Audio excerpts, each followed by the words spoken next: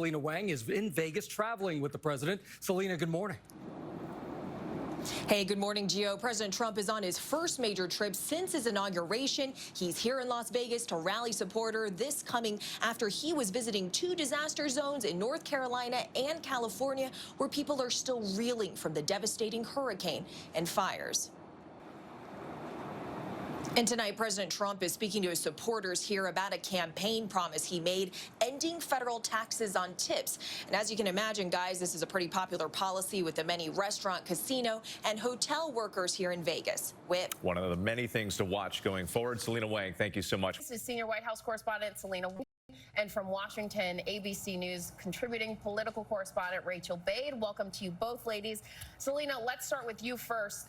This is President Trump's first week back in office. You're traveling with him there in Vegas. How is he approaching his second term differently than his first? We know that it's a lot easier because he has been in the White House before.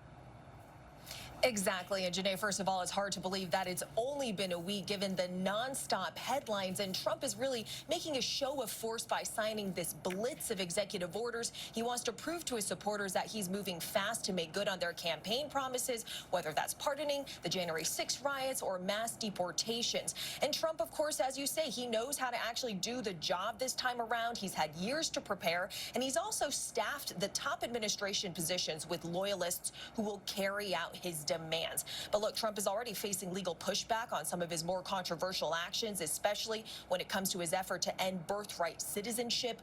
But President Trump's team, we're told by sources, is expecting and prepared for this. And we're told that Trump himself believes that by flooding the zone with the sheer volume of executive orders that he's issued. And the issue of tariffs, President Trump vowed to impose tariffs on U.S. trading partners right away. So where does that promise stand now?